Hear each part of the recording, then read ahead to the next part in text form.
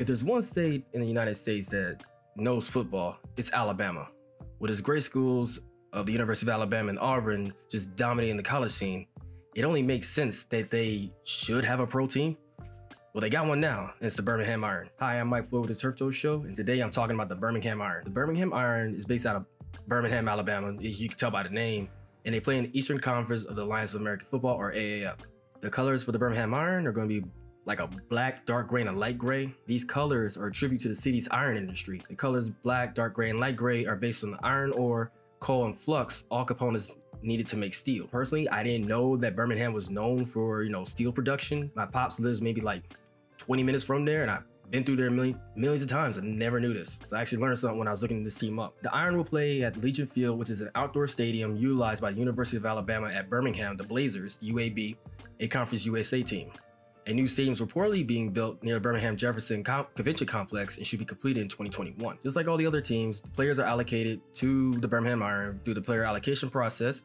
The colleges that fall under the Birmingham Iron's footprint is Alabama, Alabama A&M, Alabama State, Auburn, Indiana University of Pennsylvania, Jacksonville State, Louisiana Tech, Maryland, Miles College, Mississippi State, North Carolina State, North Alabama, Missouri, Sanford, South Alabama, South Carolina, Troy, Tuskegee, UAB, and West Alabama. The NFL teams that fall under the Birmingham Iron player allocation umbrella is the New England Patriots, Buffalo Bills, Cleveland Browns, and Pittsburgh Steelers.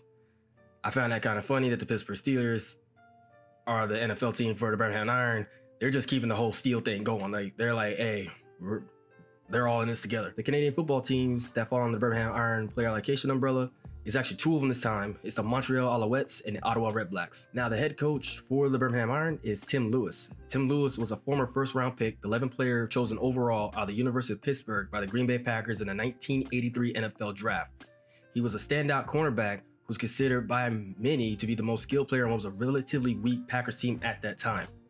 He led the team in interceptions in 83 and 85, finished with a career total of 16. His 99 interception return for a touchdown against the LA Rams in November 18, 1984 remains a Packers team record. His career was tragically cut short by a severe neck injury suffered in a Monday night game against the Chicago Bears in the third week of the 1986 season. He's also been a defensive back coach for a couple teams. He coached for Texas A&M in 87. He served under his former college coach at Pittsburgh, Jackie Sherrill.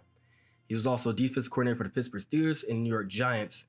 And he was also with the Atlanta Falcons for a little bit. The GM for the Birmingham Iron is going to be Joe Pendry.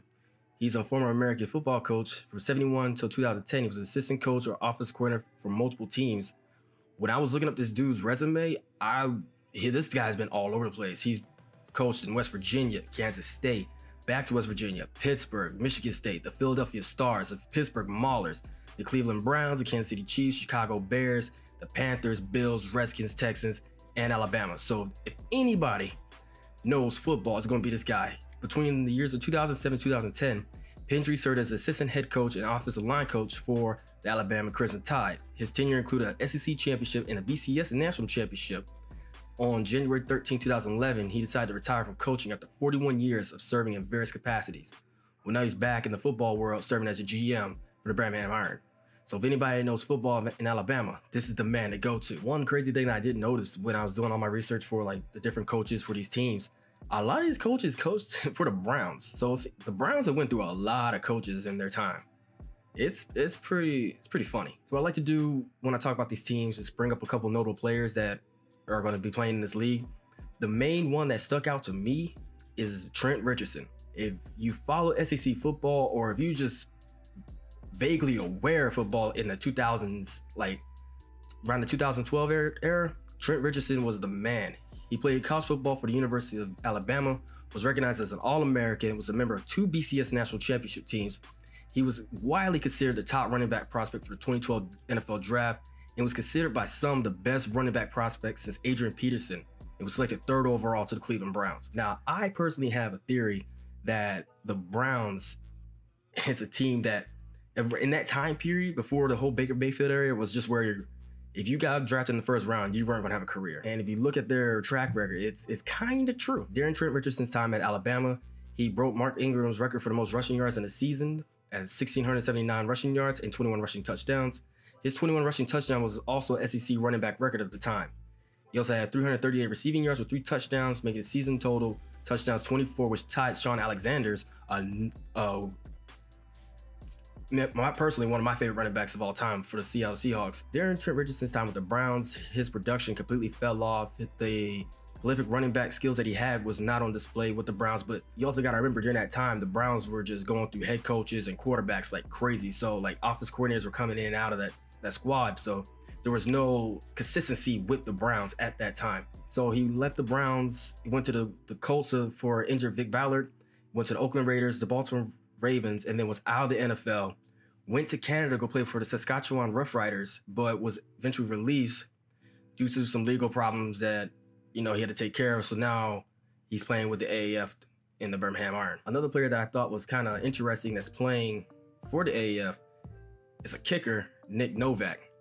Nick Novak was signed by the Chicago Bears as an undrafted free agent in 2005. He played college football in Maryland.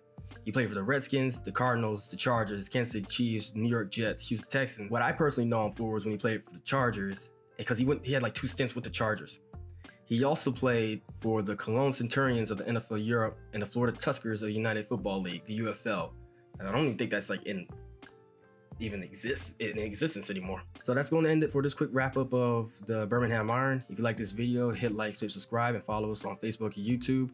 And stay tuned for the next couple of teams that we're going to talk about.